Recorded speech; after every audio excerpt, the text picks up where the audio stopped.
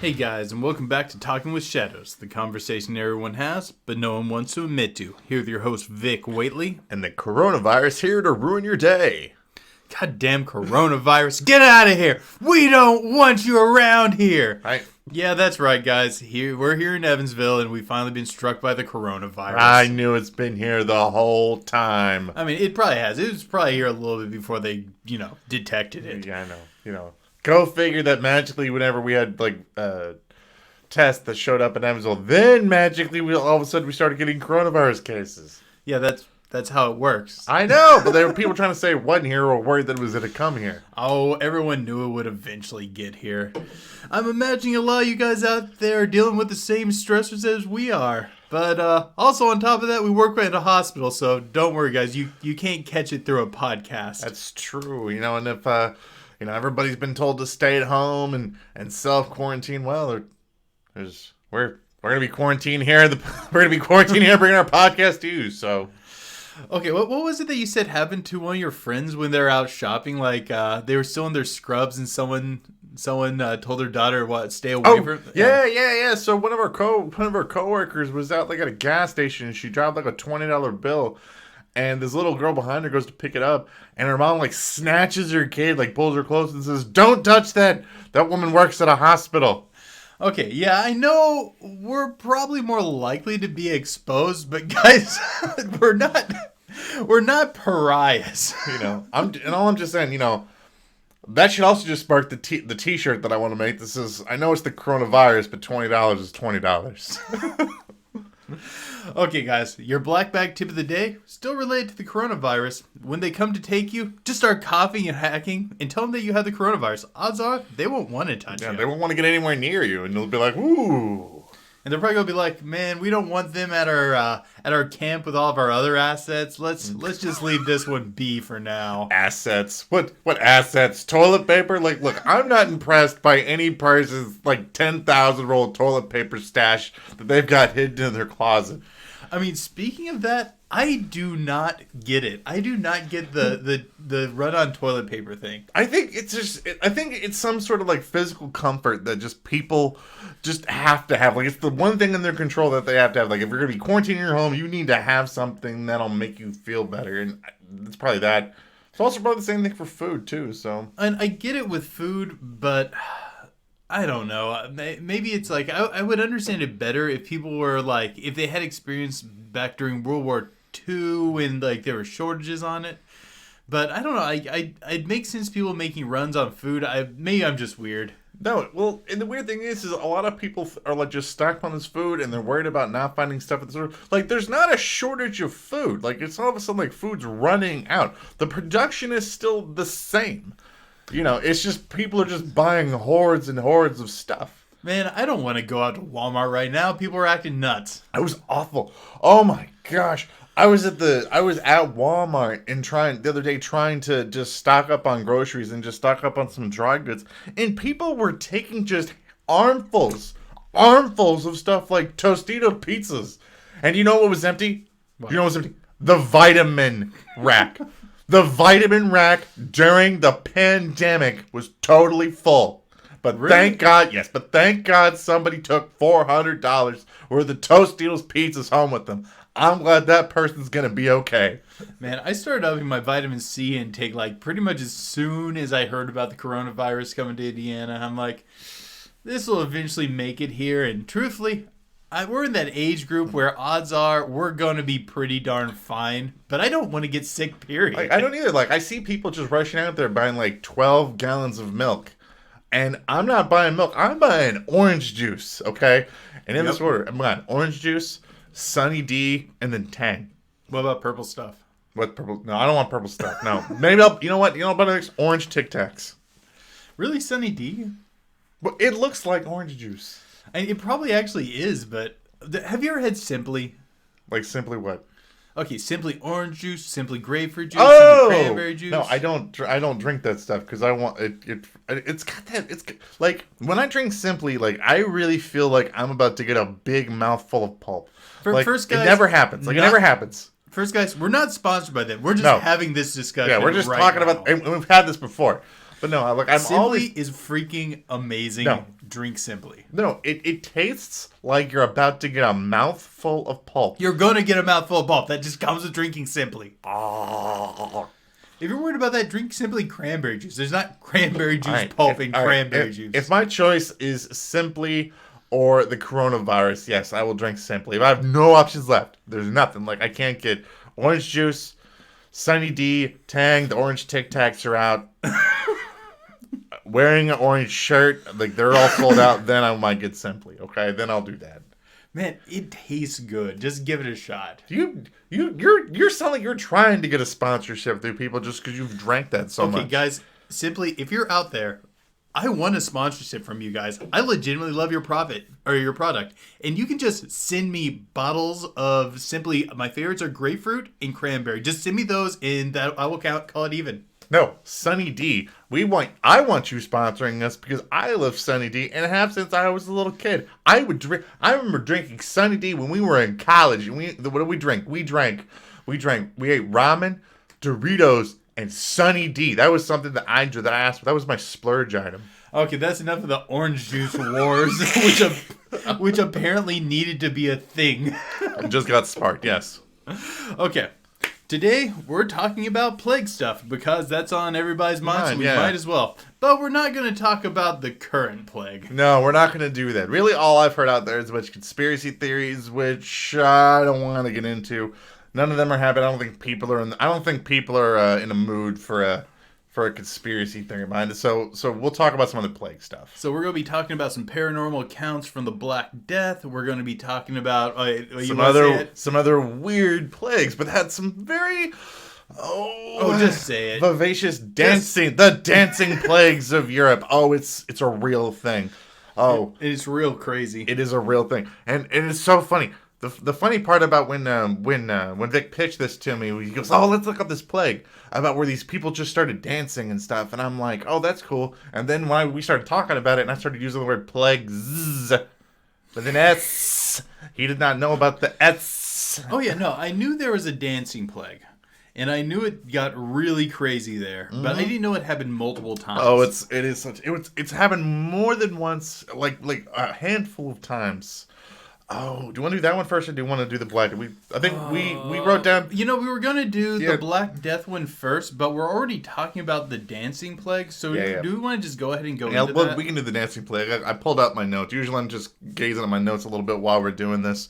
So we'll just go ahead and do it now. So so the dancing plague is a real thing. So the year is 1518. That's the one we're gonna hone in on because that's probably my favorite. That's the one we're gonna hone in on. The year is 1518. It's a hot July morning, and a woman by the name of Frau Troffea, Troffea. We're terrible pronouncing names, guys. We just always have, always will be. So she walks out of her house, and to the very displeasure of her husband, starts cutting a jig, like right there in the streets of Strasberg, which is modern day France. And she just starts dancing in the middle of the street. No one knows why. Her husband has absolutely no why. Isn't that like a stonable offense in the medieval era? Well, you just dance too much, they just start hurling rocks and stuff. And it was so weird, and nobody could understand why she was dancing. And everybody's like, "Oh, that's cool. That's that crazy woman that's just dancing in the street." And they just go on. But the weird part was she never stopped. She just keeps going and going and going all day long. And then she just stops and tries to rest just for a little bit, and then wakes up and does it all over again. And she just gets up for days and days on end and just starts dancing in the middle of the street. So what happens next? More people start showing up and just start dancing with her. And it starts this dancing craze all through the town. What year was this? 1518. Oh God. 1518. This isn't even the earliest account, so it's not a lot. So this is just my favorite one to look at because more people have focused in on this particular case study. So she just starts dancing, and finally more people just start rushing to join it. And now you have a horde of people, of up to about 400 people, dancing in the middle of the street, just nonstop, to the point where their feet are getting bloody. And they're dancing, and they're dancing, and they're dancing, and nobody can figure out why. So what happens is that... So were they nonverbal at this point? No, they just wanted to dance. They just said they wanted to dance. They were super happy, very euphoric while they were dancing. And one of the funniest parts about this story is the powers that be in the town, all the town council, they come together, and they say, after they ruled out astrological and supernatural causes, then they decided to turn to look for a natural cause for this. I want to know the supernatural causes that cause that mean people to start dancing. Like, what is it, a horde of disco ghosts? No. Like, one of their first thoughts was, they had to think of, is God punishing these people for dancing? Or is God punishing us? And by causing all these people to start dancing? Like, this was probably what was going through their heads. Or it was some lady bit by a werewolf, and all of a sudden they felt the need to just start, dance the werewolf away. Yeah. Okay, so what happens next? So they decide that they're gonna look for a natural cause to this particular issue. So at the time, we're medieval Europe. One of the prevailing theories at this was that maybe these people have something called hot blood, and there's this imbalance in their humors. Okay, so are you familiar with the humors? Oh yeah. There are 4 humors that exist. This is medieval medical knowledge. There are 4 humors that exist within your body. One's blood, another one's phlegm. There's black bile, and I don't really remember the final one. Did you say phlegm? Yeah. Yeah, you said phlegm. Was it blood, phlegm? Black bile, and black it's bile. Another bile too. Is that with a C? That there's multiple words for it. I'm just using the translations. Like, black bile is melancholy, and there's actually this really interesting book written by Ficino to the de' Medici family, because the de' Medicis in Florence, I think, were all known to be very melancholy individuals, which at the time it was believed that meant they had too much black bile in their system. And he wrote a book just for the family, how to counterbalance it, and it was things like, oh, never sleep past dawn, and you should eat gold once a day. And it was all sorts of things like that. It was a really... Okay, when you think about medieval medical knowledge, it's not really accurate, but it's not simple. There's this whole complex belief system built around it, and it's the same belief system used for most of medieval magic, too, that... like black bile is, and the melancholy is associated with the god Saturn from the old Roman gods and things like that. Yellow bile. Yellow bile. We thought it was just something else specific, and it's black bile and yellow bile, phlegm and blood. And it even ties into views of elemental magic at the time, because I think it's if you had too much blood, you were attuned to fire, and I think melancholy was either earth, or I think that was earth, and phlegm was water, and yeah, it's this very interesting, complex, mystical metal or medical knowledge. And so a lot of the solutions to this humor balance, was around these humors. And one of the things that, if you have hot blood, and the problem is you've got too much hot blood in your blood, what should be the solution? It's medieval Europe. I'm gonna guess they're going to try to bleed them in some way. Probably they're gonna do blood. They're gonna do bloodletting. Okay, they're gonna go to the bloodletting. Okay, before you go any further, I gotta ask. How the hell do you let blood from a mob of dancing I know, people? that was the hard part. They couldn't catch the people because they were dancing all over the place. It's like, imagine chasing somebody with a knife while they're like, no, I can't stop dancing. And they're just running frantically, and you're chasing them through the street with a knife. It's probably one of the few times in history where the person chasing somebody with a knife wasn't the bad guy from their perspective. I mean, they probably still a bad guy because you're chasing somebody just to bloodlet them. But okay, I'll tell you what I would have tried, and you tell me what you think. Okay, you tell me what you would have tried, then I'll tell you what they tried to do instead. This uses entirely medieval technology. You get a catapult. You go out to the local streams or lakes. get a ton of leeches and just fire them into the ground. Just fire the leeches. And some of them are going to stick. I'm going to guess no, they did not try No, that. they did not do that. Because then you would just have a bunch of people stepping on a bunch of leeches. Well, and some of them are going to land on them, like on their face and shoulders and stuff. Yeah. It's like a volley of arrows. Most of them are going to miss, but some of them are going to hit their mark. No, what they did instead was they decided, okay, so there's absolutely no way, there's no way that we can catch these people. Okay, so we have to address the fact they're dancing too much. Now, if somebody's super over the top happy and they're super energetic, what do you think would be that let's use that Hoosier common sense we always brag about here. What would be the thing to do to somebody who's super excited, way tuned up? What would be what should try you do? to calm down? Maybe use ice water or something to try to shock their system. Maybe, do something a little soothing, talk to them in a calm tone. Nope, they went the other way. They said, nah, screw this. I have a better idea. We're just going to make them dance even more. That's what we're going to do. That sounds like a fantastic idea. So, we're gonna dance it out of them. So they think they're just going to dance them to exhaustion and turn them back to normal? Yes. That was what they decided to do. Isn't this during the summer? Yes. Yeah, in the middle of July, their plan was to take a bunch of really, manic people all frantically dancing the street and just make them, dance and push themselves even more. And doesn't mainland Europe have fairly hot summers? Yeah. I thought so. It's like sweltering hot. So what they did was they dedicated a whole dancing area, built stages for these people, and on top of that, hired musicians to play music day and night. At least they have musicians now. They have music to dance to. Yeah, and just play music. And whenever the actual people started getting tired, do you know what they did? What? They told the musicians, no, play faster. They got to burn it out, and they got them to play even faster.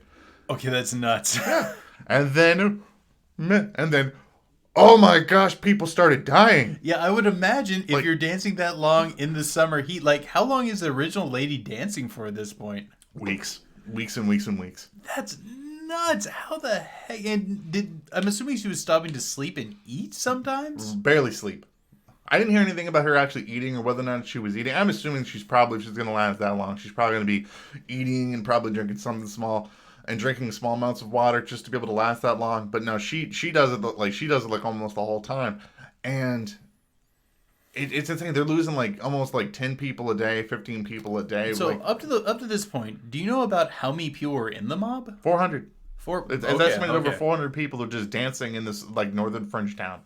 And they're losing about 10 people a day at this point? Yeah, by the time that people start dying. Yeah, they just start dying. Please tell me they changed their strategy. I think eventually they have to, because eventually, with a lot of these dancing plagues, they just sort of burn themselves out. They just sort of trailed off, and eventually it just stops. In none of these accounts of any of these dancing plagues did anything the leadership did ever actually work. It was just bad idea after bad idea after bad idea. I don't know why no one thought to maybe just throw cold water at them. It's so weird. I don't even think we're that smart of guys, and we work in mental health. And when we see manic people, yeah, this sounds just like mania. Yeah, when we see our solution is never. You know, what would be a really good idea. We should give them more stimulus. I've never seen that solution come up ever. No, but it does sound like me, the fact that the constant movement, the euphoric behavior, not sleeping very much, not eating very much. This really sounds like some form of mania. Mm-hmm. But the problem is and that's, it's looked at a lot of these mass dancing plagues are look at examples of just mass hysteria. But it's really weird that many people would have the same just general behavior of just dancing. Okay, since you know more about this one than me, I want to throw out a theory and see if I might be going along the right trail. Mm-hmm. By any chance, is this some form of ergot poisoning? Yeah, so that's a big one of the prevailing theories is all throughout northern France, and a lot of these dancing plagues occur in France in the French area along the River Rhine. In this particular area, ergot is a. This is around the Rhine River? Yeah, I've been there. Yeah. Oh, that's cool. No, yeah. I had German exchange students when I was in school, and after after they graduated, they had me go stay with them for a while. I actually swam the Rhine River. Did you? So this is right on the border of Germany and France. So did you have see any bouts of people dancing in the streets while you were there? Yes, but that was because I went to a music festival that was held in the streets of, I think it was Hamburg.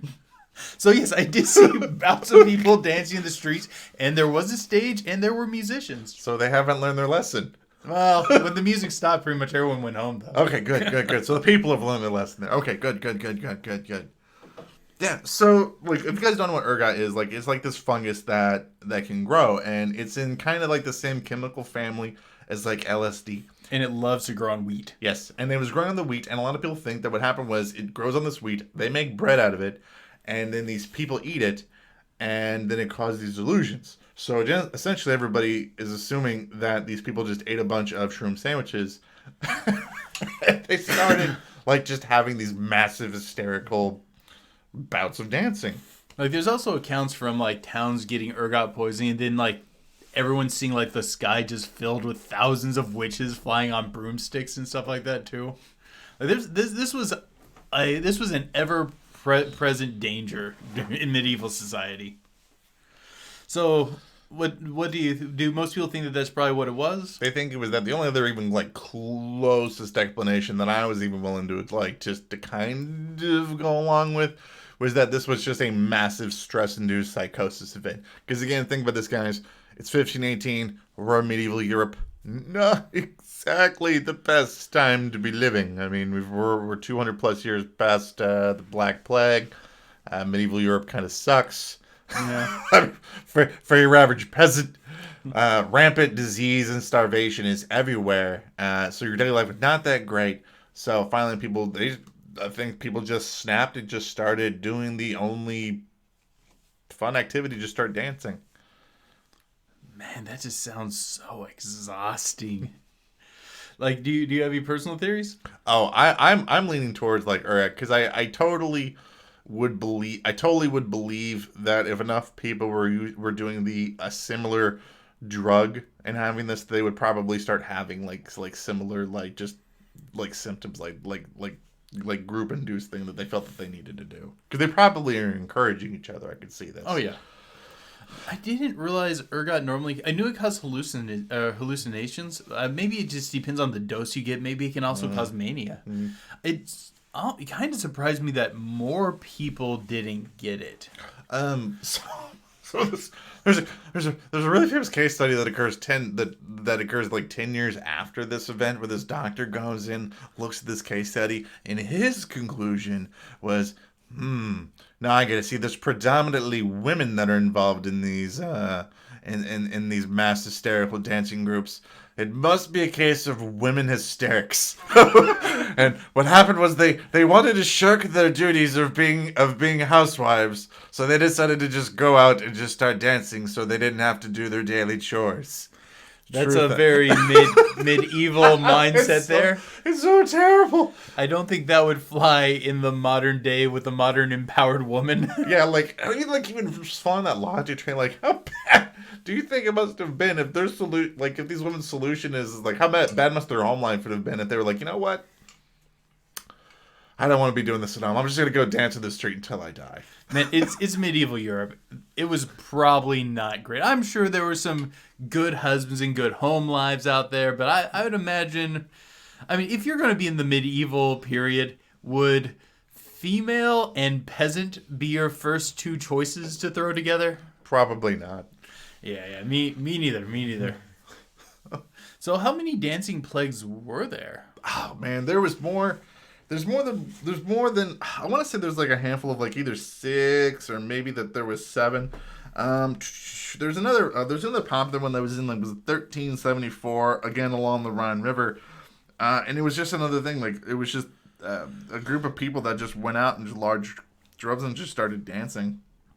I wonder what it is about that particular region that kind of draws on this. I think it's because ergot's particularly popular there. Very prevalent there. I think that's why. Do you notice one of my first thoughts? Where's, I think, what is it, Hampstead? The place where the Pied Piper was? Because this almost seems like a Pied Piper sort of situation. where everyone's suddenly dancing. Because in some of the versions of the story, the children dance out of the town.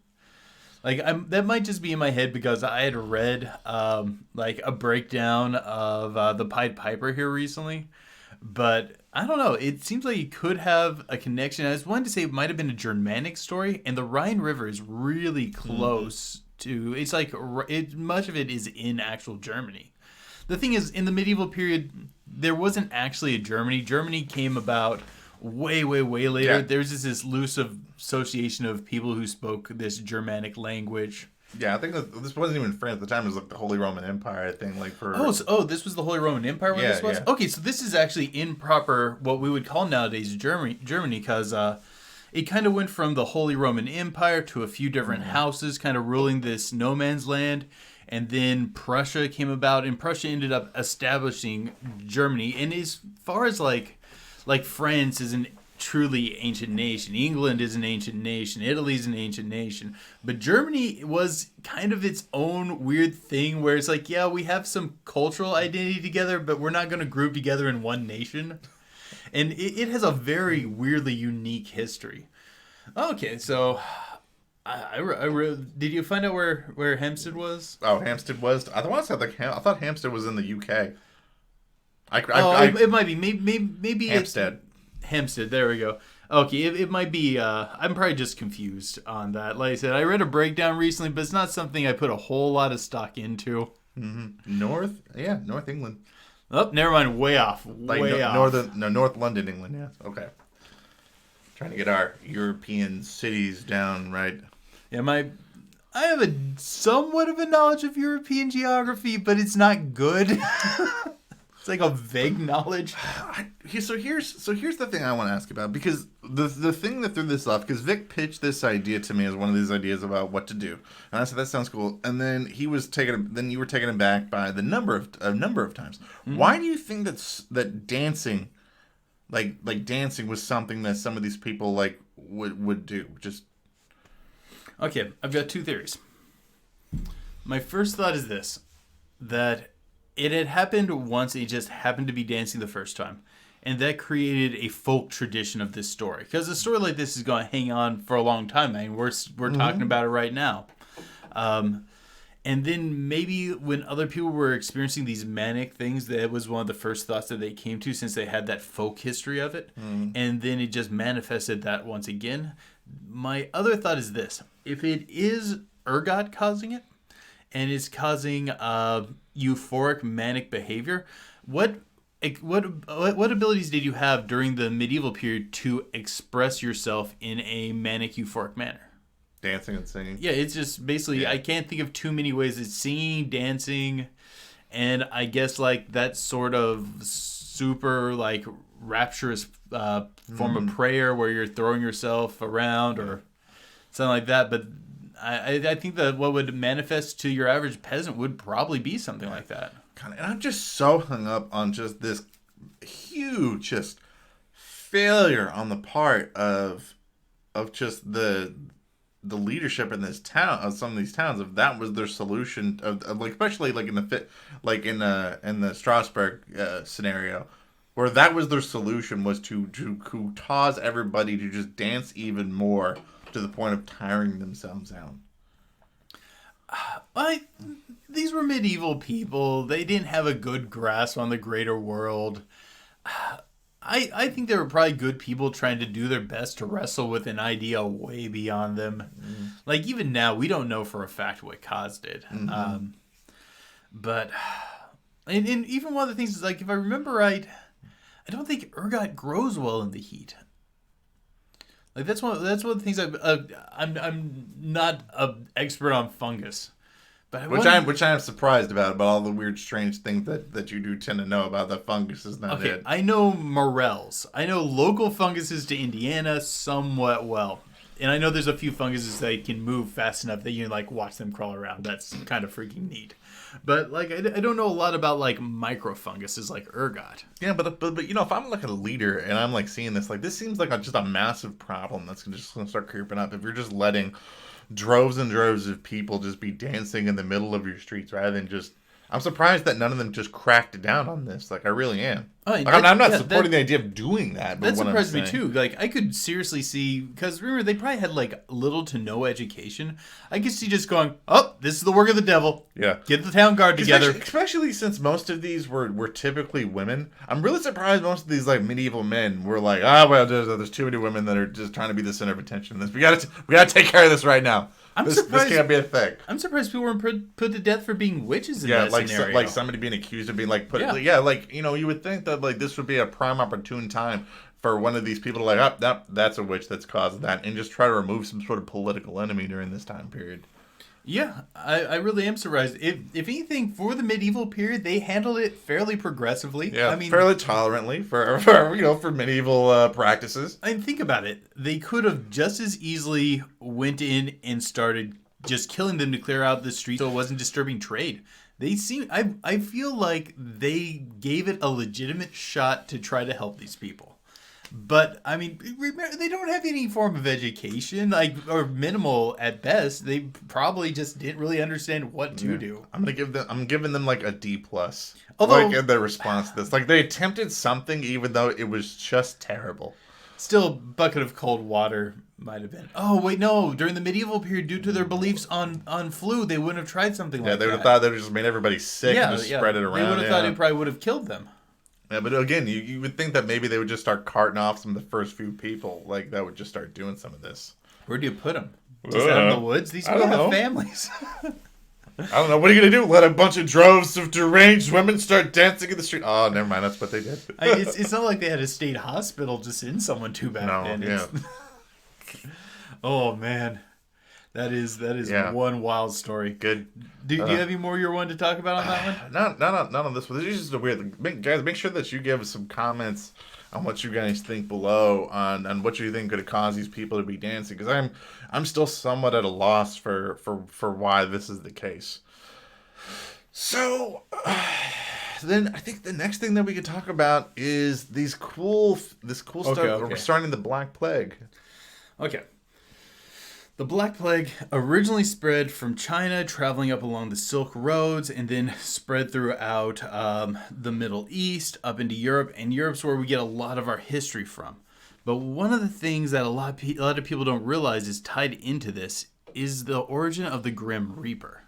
Dun dun dun! And in a way you probably wouldn't suspect, and I think a lot of people don't know about this one, because I had only heard a few allusions to this, and it took me a lot of digging to find much information on this. But check this out. As it was traveling through China, through the Middle East, and then eventually into Europe, there were accounts of people seeing on the borders of their town black-cloaked, gaunt, spindly individuals with sunken eyes, holding usually scythes and reaping outside their village, and then just days later it would get wrecked by the plague, huge casualties and things like that. These are actual accounts, and they come from a lot of places. Now, we don't have a lot of the details from the ones in Asia, but the ones in Europe, we have a few fairly detailed accounts, and it changes only a little bit from area to area. Like in Brandenburg, Germany, there was an account of let me get my numbers straight. Yeah, because in various different ones, like, they were holding different objects and things. I know that some of this was supposed to be representing what 15 there we happen. Oh, okay, there it is. On the outskirts of Brandenburg, Germany, there were 15 men sighted wearing these black cloaks, pale, spindly, sunken eyes, and holding reaper scythes. And they were moving like they were reaping grain. And there are a few weird things about that. One, you could hear the sound of them reaping from really far away. Pretty much if you could see them, you could hear them. Sound of them reaping? Yeah, of the scythe moving through the grain. I did not know that was what reaping meant. No, that's what's from. It's a way for farmers to cut the stalks for the grain. Oh, okay, cool. Yeah, that's where the scythe comes from. Gotcha. And the other thing was this: the grain never fell. What are they reaping? That's the thing. And in many of these accounts, they carried with them this strange miasma, this smoky, misty substance that would smell terrible. and it would just seem to come out of their objects, come out from under their robes, and then the next day there would just be tons and tons and tons of deaths in that town. And you're right, there are different accounts of them carrying different objects, like Pesta, if I'm saying that right, in Scandinavia. One of these similar individuals who would it was a female appearing like the Reapers, but looked very, very old. And instead of carrying a scythe, she either carried a broom or a rake. And she would she would show up going from house to house. And her showing up would always be right before the Black Death would wreck a town. But if she came by your house and knocked on the door with the rake, that meant some people in your family would survive. But if she came by and knocked on the door with a broom, that means your family will be entirely wiped out. You know, like, I see this all the time, that we romanticize, like, the Middle Ages all the time. Like, if you see people, like, really into SCA, they just, like, love it, like, so much. We go to these Renaissance fairs. Man, medieval Europe sucks. Yeah, like, don't get me wrong. I get the Ren Fair thing. It's really freaking fun. But, yeah, it would have been terrible to live back Do then. you think that if we went to a Ren Fair dressed as Grim Reapers, would be asked to leave? Maybe. I would just say, hey, we're at period. I would rather be middle class now than a king back then, because you know what? We have toilet paper. Or if you were lucky enough to get some before now, you had toilet paper. And there were parts of the world where, like, they usually showed up with swords and things like that, and the way that they were swinging them would foretell what would happen. But okay, I would totally dig having the job of it's your job to interpret what all these weird stuff was. Like, I'd take that job in the medieval. They're like, sir, what does a Grim Reaper throw to swinging a sword in his left hand as compared to his right hand? I'm like, let me take some notes here and think about that. I'll take that job, not dirt farmer. so let me ask you this: does this sound a little bit to you like bioterrorism? Like bioterrorism? Now think about this. You have these odd strangers showing up in cloaked robes, releasing some sort of gas, and they're showing up in the towns, leading the path of the plague. And the plague showing up in your town right after they show up. This also coming from the same person whose solution was catapult a bunch of leeches into a town. Yes, it might have worked. No, seriously, doesn't it kind of sound like that? This does sound like some sort of bioterrorism. And it's not like a disease cannot be spread through a gas or something like that. And beyond that, it's just so very strange.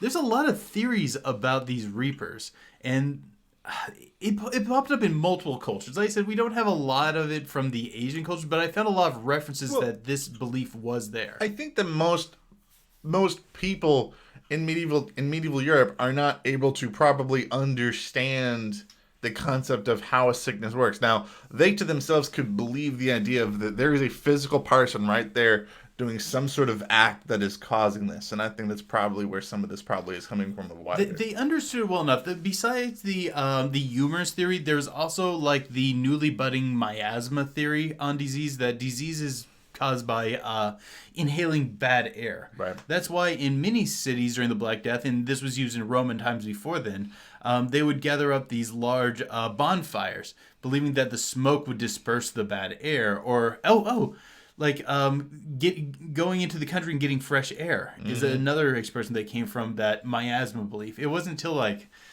Jon Snow was trying, and this is Jon Snow from history, not from Game of Thrones. Different Jon Snow. He cut me off before I could say it. Okay, I'm about to say Jon Snow doesn't know about the plague.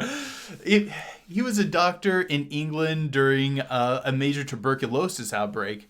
And he was trying to disprove the miasma theory, and he was one of the people who started putting the nails in the coffin for the miasma theory. Right. And this is, I don't remember the date because I didn't think we were going to be talking about Jon Snow today. But that was way, way, way later. This was like during the industrial period. So people believed the miasma theory of disease for a really long time.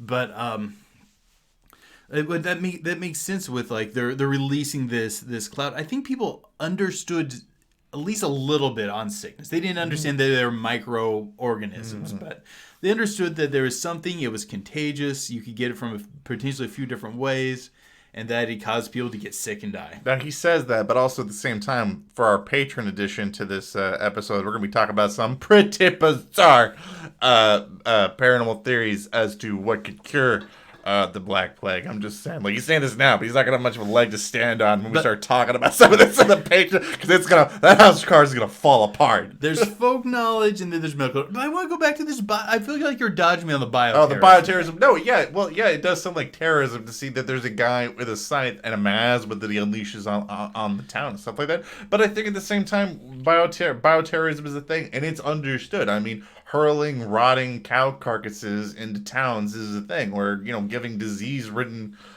clothes from sick people. It's been a thing that people have used. No, but I'm saying is, could the Black Death have been intentionally spread? Oh, I believe that 100%. But by something like this? Oh, by a guy on a scythe, or releasing a plague, a supernatural creature. Maybe these are angels of death hearkening in some sort of pestilence, or maybe it's some sort of. What about this? Well, I know that humans. Okay. Here's another example. Okay. There's one other theory on the origin of the Grim Reaper, besides it coming from these guys, and it's believed that the two ideas collided. The old image of the god Saturn, or Kronos, being this old man wearing a black cloak, carrying a scythe and an hourglass. What if Kronos was super pissed off because Europe no longer worshipped him? They were worshiping this Jesus guy, so he sent all of his little Kronos underlings to go and be like, hey, mess him up. Just go for it. I'm just saying, what? Humanity is willing to do these sorts of things, so I totally believe that a supernatural creature would be willing to let loose a poison and let loose a curse upon people. I mean, it's not unheard of in folklore, so... Beyond that, there's another really interesting theory when it comes to these guys, and it's a direction I would never have naturally gone. But a lot of people think that they could be extraterrestrials spreading the plague during medieval Europe. They kind of sound like Greys. Yeah, they do kind of sound like Greys. They do. Gaunt, sunken in faces. Mm-hmm. Like very pale, pallid skin. Mm-hmm. Like maybe they were trying to halt human advancement or something, or slow it down. Or they just showed up and they maybe even inadvertently unleashed a plague upon humanity because they didn't know better. Maybe, or intentionally. What if I told you during the Black Death there are also a lot of accounts of strange rocket-like objects and strange lights appearing in the sky around the same time of plague outbreaks? I would say, sir, that is highly suspicious and definitely is noteworthy. Yeah, it's an angle I would not think I'd ever be talking about. Was the Black Death spread by aliens? But this is a theory that's out there, so we gotta talk about it. We're not saying that the Black Death wasn't caused by aliens. We're just saying there's no evidence that says that it wasn't spread by aliens. And there's still a lot of argument on, was the bubonic plague actually the disease that was being spread by fleas at the time, or was that just making people susceptible to it? There's a lot of argument still when it comes down to the nature of the bubonic plague at the time. Blame fleas. Fleas can't defend themselves. Fleas can't speak up for themselves to say they didn't do it. It's more like going back and deconstructing an event that happened that long ago. It's not easy. It's not easy, especially since it was around for 200 years and would pop up. Or the thing is, okay, right now for us, plague spread really freaking fast because we live in a global world. They did not, but it was a global enough world that diseases spread. Like, say, if you were living in a small village and you didn't really ever trade with anyone, if you guys got the disease, it's probably going to live and die with your town. It's not going to go anywhere. At this point, there's trading on the Silk Road, so the disease is going to follow whatever merchants' trails it can travel on. And eventually, the Silk Road leads to Europe. What I really like about in this story is similar to the spreading of just disease and other spreads. You have these different cultures talking about seeing a similar-esque thing, like the Grim Reaper, in different towns. But each with their own weird thing about what they seem that he's either carrying or what he's particularly doing out there. That's what to me lends credence to this story. Because not only is it multiple European cultures, you also have Asian cultures describing this in the area of China and stuff like that. That is a lot of different cultures to come up with the exact same symbol of death. And it's one of the things that I absolutely love about the paranormal is that we can come from all of these different cultures, but sometimes our stories of the paranormal or our stories of the strange can overlap. And it's a weird but awesome thing that we can find similarities in, and it's just so cool. You got any theories on it? As to what the guys are? Man, I really want to say that I think also I I don't know, like, to me, I didn't see the gears turning over there. you know, it kind of goes back to when we were dancing with the dancing leg, because one of the things that didn't throw out there, one of the things that we didn't talk about, is one of the bizarre things about what it was this weird Hellenistic dancing cult that people thought was going around cursing everybody. Like, How did you not talk about that? I forgot. I didn't write it down in my notes, but it was so weird. But it was another one of these things too. Like, I wonder, like, if there's just this weird, bizarre plague cult that's out there that's going to all of these different. Like that. That's going to all these different cultures. Like, just some kind of like, like League of Shadows, like from Batman, and it's like they're stepping in when humanity is spreading too much, and they're just going out and doing this. Okay, you kind of hit my idea. My initial thought was, what if we have this Saturnine cult that were holding on to beliefs from like ancient Rome, and they believed in the symbolism of Saturn, or maybe even just use him as a figurehead. There are people who had a much more advanced knowledge of the nature of disease, and they were not alien to the concept of biological war. That did already exist. They wasn't real advanced. It was more like shoot this plague-ridden cow with a trebuchet, or make sure you poop in that well where the enemies are going to drink from. It was basic, but they could have built on that idea. Now, why they would spread it? Maybe they were worried about overpopulation or something like that. I'm not totally sure. Like, it's just some weird. Well, like, I think to do that, I think if you're honestly a cult that's worried about overpopulation, that's got to be a top-down thing. That's almost that. There's no way that's like a bottom-up weird going on the out Hellenistic cult that's on the fringe of society that's making this call. That's got to be like a top-down thing. That's got to be like pulling that kind of string, like for population control. Yeah. I don't know. It's a complicated one, but it really makes me wonder, because the imagery looks just like the imagery of this god that was worshipped a few hundred years before. Actually, more like 1,000. You see that about a lot of cultures. I mean, the Hellenistic culture and stuff like that was absorbed into these cultures that are in the surrounding area, and it's not like a lot of our iconography for stuff that disappears. I mean, Easter. Oh yeah. I mean, I'm just gonna throw that out there. Jesus ain't out there hiding eggs. I'm sorry. Like, he doesn't. Jesus doesn't hide the eggs. Like, and then we'll go on a magic hunt for this rabbit that these eggs left by an eating bunny. And that's way that's way pre-Hellenistic. Yeah, I know. Like, Easter comes from most likely the word Ishtar, a Sumerian god. So or goddess. I'm not down anybody. It's just a thing that, like, cultures absorb these things. So you're gonna absorb these, paranormal stories or these entities or these beings and stuff like that. So it's probably gonna be in your culture in some other way. Heck, look at the symbolism of the Renaissance period. It was covered in Hellenistic artwork. Mm-hmm.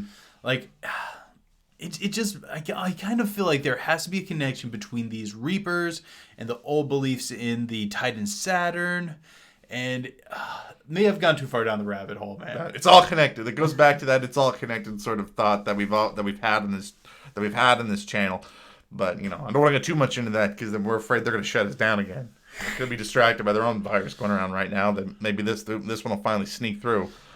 Have we told them enough about that for them to know what you're referencing? I'm worried about saying that. Okay, I'm going to throw it out real quick. Okay, a long time ago, when we were dumb enough to pre-record videos, we had recorded it sounded like 8 videos ahead for the channel. It was a fantastic time. And I remember that. One of them was about like how everything in the paranormal is connected. And then right before we go to upload it, boom, the computer fully fries. We lose everything. We lose so many videos. It's the weird thing is from that though that everything's connected. We're slowly getting. It was a top 5 we were gonna do where there was just these unexplained things, and slowly but over time we've been letting some of these like each one from that episode out. We're gonna do the next week's episode. Next week's episode that we're gonna do is gonna have another one of them that we're gonna get into. But so, any more we want to talk on this, or are we ready to head into the pillow talk? Yeah, let's Patreon section. Yeah, let's get into Actually, before we do, something we haven't thanked our Patreons. Thank you guys so much. We hope you guys are doing okay out there, by the way. Thank you we so hope much. all of you are doing all right, but we super hope the Patreons are doing all right. Yeah. And so we appreciate our patrons so much. If you guys like the podcast and you guys want to support us, you can go over to our Patreon. You know, even $1 a month goes pretty long way to make sure that we can provide even more paranormal content to you guys.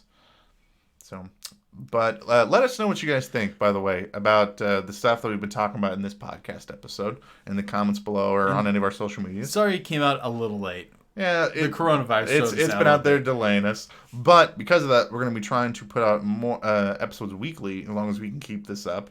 Yeah, don't go out, guys. Stay inside and listen to our episodes. Yeah. We'll be here for you during the whole ordeal. We got nothing but time now on our hand, to be doing this stuff for you guys. But until next time, guys, keep believing. Because we'll keep listening. All right, back to this house of cards that's about to be crumbling down here. About like their super, medieval Europe super knowledge of handling all of this stuff. I did not say that they had a incredible grasp on it. They did have some understanding, and most of their systems of understanding were not basic. They were fairly complex. They often came to wrong conclusions. Yeah, but they did have them. Yeah, they were also understanding chemistry at this time, so you can't say they're all. No, the thing is, folk remedies are different than traditional. Some folk remedies are more advanced than what they were coming up in their university. And some folk remedies later went on to become real remedies. Yep. Hashtag penicillin. Yep. that was a thing.